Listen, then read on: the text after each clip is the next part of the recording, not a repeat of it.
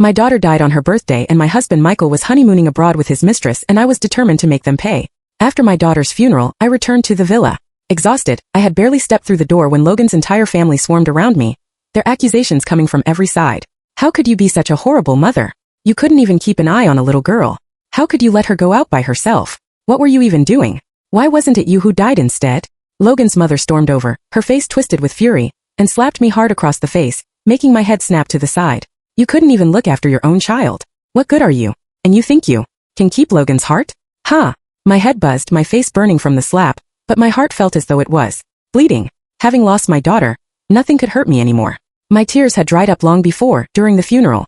If I could take her place, I would gladly endure every ounce of pain meant for my child. The slap from Logan's mother didn't even spark a reaction from me. None of it mattered anymore. I told myself this was all my fault, that I deserved it. But from the moment I got pregnant to giving birth, and even during my recovery, not a single member of the Jones family ever helped me. I had to hire my own nanny and postpartum care worker with my own money. Every person in the Jones family believed I had somehow schemed my way into marrying Logan, a man who never loved me. Even our child was seen as just a tool to trap him. After all these years, my husband Logan had done everything possible to avoid me. And the rest of the family? They had always treated me as a convenient target for all their frustrations and grievances. And now, at this very moment, my husband didn't care at all about our child. He was off with another woman, wrapped up in their romance, on a vacation abroad. My face was swollen on one side from the beating, and I walked senselessly toward the door. I bowed to the people in the house. Consider this my thanks for all these years of parenting. Goodbye. I didn't even look back as I reached the gate of the compound. There was no need. In this life, I would never return to this place. After Grandpa Jones, the only person who ever loved me, passed away, who treated me as family. Everyone decided it was my fault for not taking care of Lily, but no one ever asked me what had really happened that day. That day was Lily's birthday. She had spent the whole morning lying on the balcony, staring downstairs, waiting all day for her father to return with the birthday cake he had promised. I had been trying all day to call Michael, but his phone had no signal. It wasn't until the evening that the call finally went through. Lily was so excited to ask her dad when he was coming home, but instead, she heard a woman's voice on the other end. Michael, hurry up. Then in the background, Michael's gentle and affectionate voice could be heard. Don't rush me, I'm almost downstairs. 5-year-old Lily didn't know that downstairs didn't mean he was outside our home but rather at a hotel far away, in another country. She thought her father was just downstairs with a cake, waiting for her. While I was busy in the kitchen, Lily quietly opened the door and snuck out. Neither of us could have imagined that the elevator would malfunction that night. As soon as she stepped inside, it fell.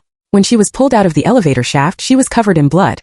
I cried, trying desperately to cover her mouth and nose, hoping to stop the bleeding, but nothing I did could make it stop.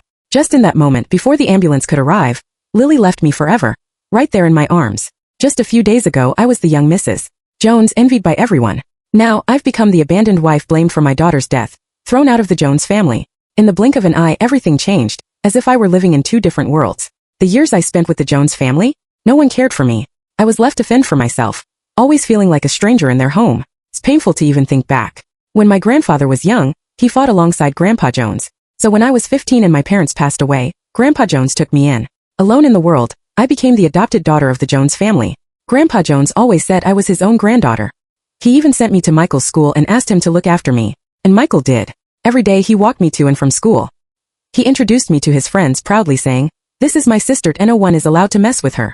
But no matter what, there was always someone between us. His first love, Emily Williams. At meals he'd peel shrimp for Emily. He never knew that I too hated peeling seafood. When it rained, he held an umbrella for Emily, but turned to me, who was also without one, and said, "Grace, why are you walking so fast? Strolling in the rain is romantic, you know." I was always Michael's second choice, the shadow trailing behind them, the good little sister to Michael.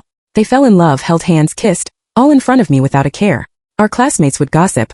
"She's just a girl from the countryside, lucky enough to even be part of the Jones family." They'd mock me. "Doesn't she know her place? Clinging to Michael every day, how shameless. Michael already has a girlfriend, is she trying to be the other woman? Why drag her along in their little world of two? Isn't it awkward?"